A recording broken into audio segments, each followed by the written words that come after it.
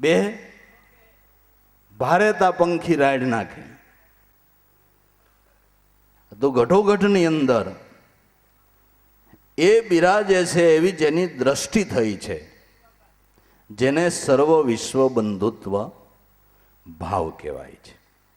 સકળ લોકમાં સૌને વંદે નિંદા કરે કે નહીં, વાસ કાસ મન નિશ્ચલ રાખે, ધન્ય હો ધન્ય જનની તેની વૈષ્ણવ જનતો. એને કહીએ પીડ પરાઈ જાણે, પર દુખે ઉપકાર કરે, છતાં મનમાં કોઈ દી અભિમાન નો આણે.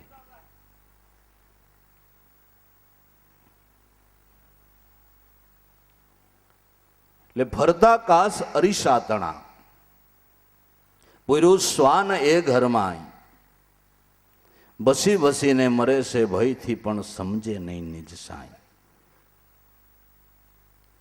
તો જગતરૂપી ફરતા પ્રતિબિંબો દેખાય એવા અરીસાન વાળા ઘરની અંદર આપણો જન્મ થયો. પણ ઘટોઘટમાં મારો નાથ વિરાજે છે એ ખબર વિના ભાઈ હગા એક માના દીકરા ભાઈ ભાઈને ભળતું નથી, ભાઈ ભાઈને ભળતું નથી. કુટુંબમાં બોલે વ્યવહાર નથી, જ્યાં જોવો ત્યાં અથડાયો, જ્યાં જોવો ત્યાં અથડાયો. આ શું કે આ દ્રષ્ટિને કેળવી નથી.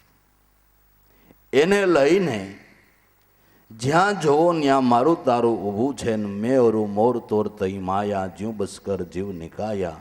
હું અને મારું, તું અને તારું, એ જ માયાનું કારણ છે, એ જ માયા છે. તુલસીદાસ કે માયા નામનો બાઘડો નથી કોઈ.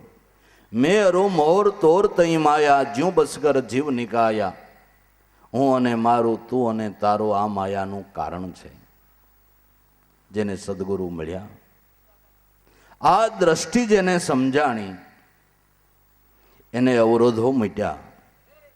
ઘટોઘટની અંદર એ રૂપ જોઈ સર્વની સાથે એકતા સાધી લીધી. ભાવથી પ્રેમથી એકતા સાધી અને જીવનની અંદર જેટલો લેવાય એટલો ધર્મ લાભ લઈ મનુષ્ય જન્મના એક એક શ્વાસાને સદગુરુના ભજનની અંદર લેખે લગાડી દીધા. કામ કાઢી લીધું. ઈવડો ઈ ખાટી ગયો, એનું કામ થઈ ગયું.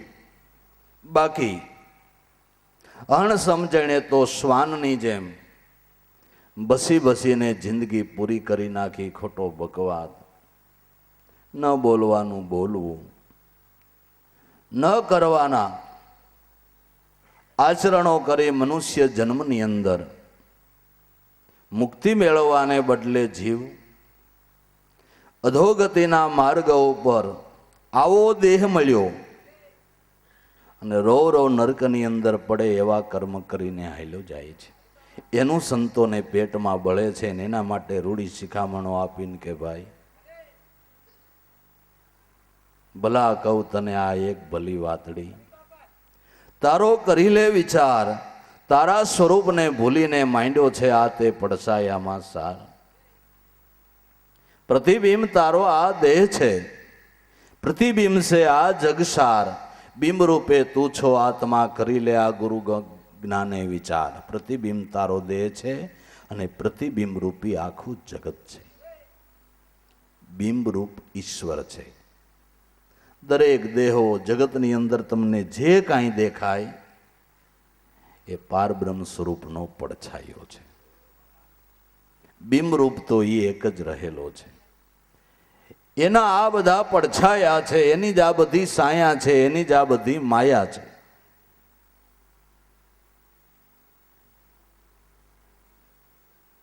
બિંબને ઓળખો, પ્રતિબિંબને નહીં. પ્રતિબિંબને જોવા જાયશો તો એમાં તો ભૂલવણીની ભાતનો કોઈ પાર નથી. પ્રતિબિંબને જોવા જાયશો તો પ્રતિબિંબની અંદર તો ભૂલવણીનું કોઈ ભાતનો પાર નથી.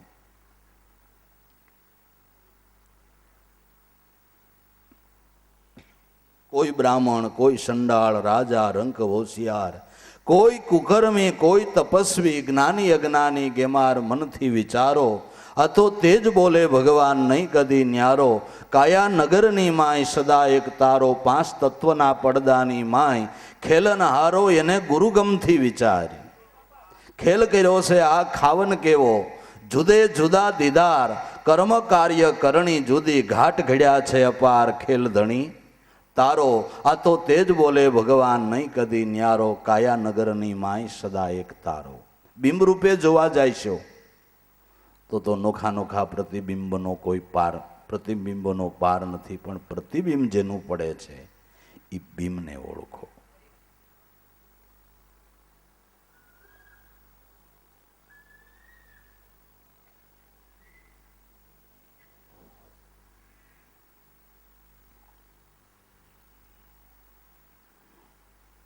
બિંબરૂપ જગત છે, બિંબરૂપ આપણો દેહ છે. પ્રતિબિંબ રૂપ જગત છે, પ્રતિબિંબ રૂપ આપણો દેહ છે. બિંબરૂપ શુદ્ધ ચૈતન આત્મા છે. આ વાતને સમજવી, આ ભલી વાત એક ભાતની, આ ભલામાં ભલી, પોતાના કલ્યાણ માટે, પોતાના ઉદ્ધાર માટે, પોતાના હિત માટેની આ એક જ વાત છે. ભલી વાત એક ભાતની. જગત ભાત છે અપાર, જગતની ભાત તો અપરંપાર છે, જેની કોઈ સીમા નથી. અને એમાં જોવા જઈશો તો એનો ક્યાંય પાર આવે એમ નથી. અને એમાં અણસમજણે કેટલા એવા ચિત્રો ઊભા થઈ જાય, તમે ભૂલવણીની ભાતમાં પડી જાઓ. મારે કાલે જ કાંઈક એવી વાત થઈ કે રામદેવજીના ઓલું ભજવે એમાં કઈ ભેરવો આવે ને, એને નાડા બાંધીને કે 20 જણા પકડી રાખે ને તો કોઈના હાથમાં ન હોય. કુદરતી બળ, કુદરતી બળ કે 20 જણાના હાથમાં ભેરવો ન રહે. મને મનમાં દાંત આવે. મેં કીધું ઠીક, આ તો નો ખબર હોય એ વાત કરે એનો અફસોસ નહીં, પણ હવે ખબર વાળા કરે એટલે થોડુંક પેટમાં બળે. એમ કેમ થતું છે? 20 જણા પકડે તો હાથ નો રહીએ, પણ એને રૂપ જ એવું ધારણ કર્યું હોય એટલે પકડવાના એમ થાય કે હું ખેંચાઈ તો મારો વારો નીકળી જાય. બીએ ખ્યાલ આવ્યો? ભૂતનું ફિલ્મ જોવા જાવ ને કઈ પડદામાંથી નથી કેટલાય પેશાબ કરી જતા, પડદામાં ભૂત આવે એમ છે નહીં? કેટલાય ને હાર્ટ ફેલ થઈ જાય છે. એમ જ પકડવામાં બે ખ્યાલ આવ્યો, નકર હરખા કરીને 4 બેઠા હોય ભેરવો હું, અને હાસુ હોય તો 4 થડે બાંધી દો. 20 માણસ બળ થઈ ગયું, પાતળા પાતળા થડ હોય ત્યાં બાંધવું, હાલો નાડું, અને પછી ભેરવો ખેંચી જાય. ગપ્પા મારે ગપી તોય મૂર્ખ માની લે છે. તપાસ નથી પોતાના તનની એટલે ખરા ને ખોટું કહે છે.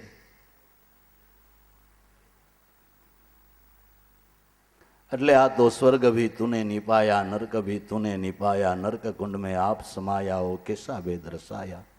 खरे मार्गे कोई संत सीधावे, झूठे सबको धाया, नजरबंदी का खेल जग में तूने ठीक बनाया. हरी तेरी अकलित माया, तेरा भेद भेद तो कोई कोई कोक कोक विरला ये पाया.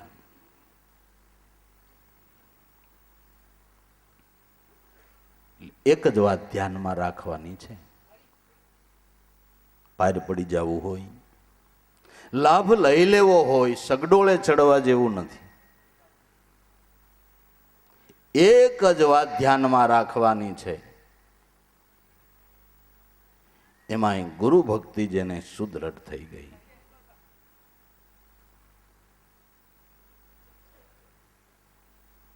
દાદા એક કેસેટમાં વાત કરતા હતા, આપણે મુંબઈમાં દવે કાકા કરીને બહુ સત્સંગી અને જાપાનમાં જાજો ટાઈમ એને ગાલેલો, ને જાપાન વાળાથી જ ઓળખાય. ને ઘણી બધી સાધનાઓ કરેલી. એમાં દાદાને મુંબઈ જવાનું થયું ને સમાગમ થયો એટલે ખૂબ આનંદ થયો.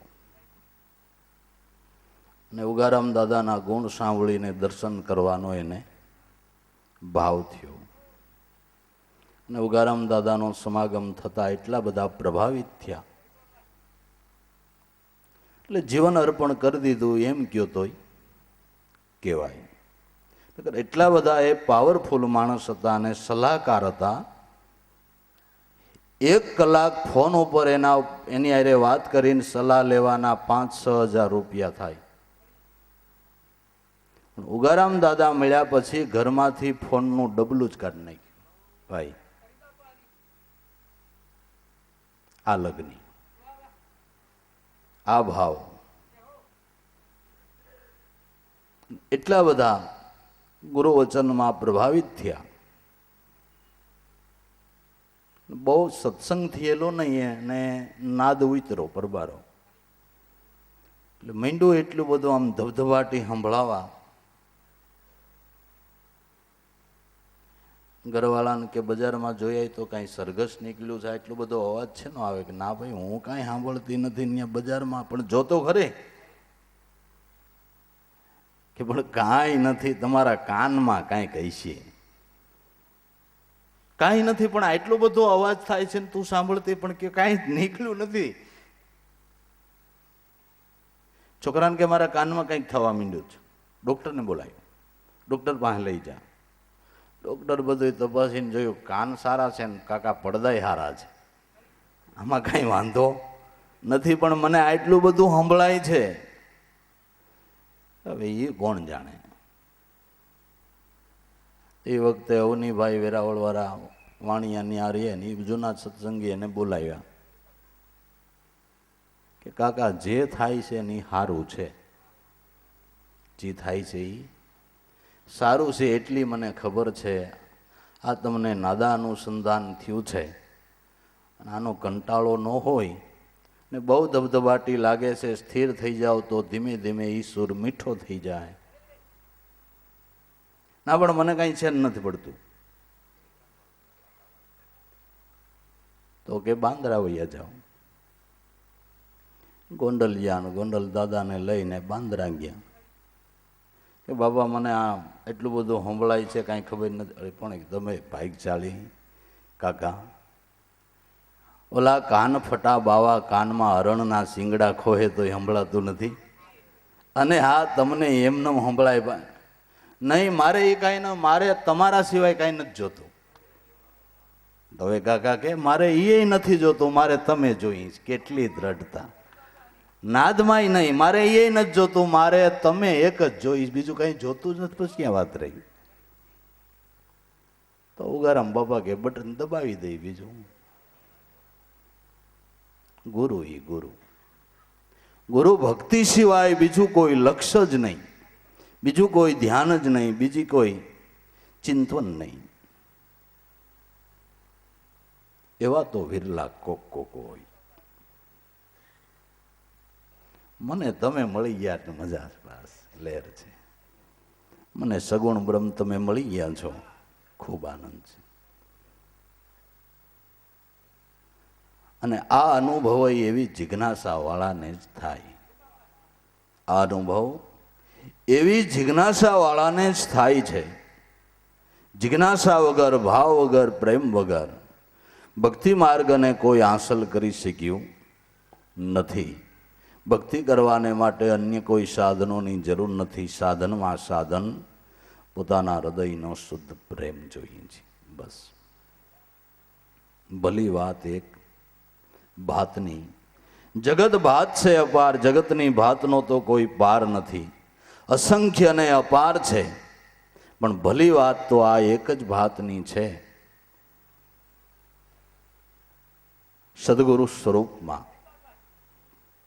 બસ ગરકાવ થઈ જવું, એ સ્વરૂપમાં પ્રીત બાંધી દેવી, એ ભલામાં ભલી વાત છે. ચૈતન લાભો એક છે, નિજરૂપ એનો છે આ વિસ્તાર, નિજરૂપનો આ બધો વિસ્તાર છે. ચૈતન તો એક જ રહેલું છે. કાલિકા કયો તોય ચૈતન છે, અંબિકા કયો તોય ચૈતન છે, દાડમૂર દાદો કયો તોય ચૈતન છે. જે કયો એ ચૈતનનો બધો વિલાસ છે. તો ચૈતનને ઓળખો. ગીતાના વિભૂતિ યોગની અંદર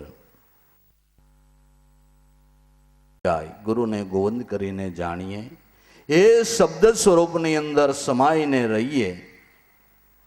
બસ જ્યારે પ્રગટ મળે ત્યારે એની પ્રગટ સેવા કરી લઈએ, નહીંતર પલ પલ ધ્યાન લગાય.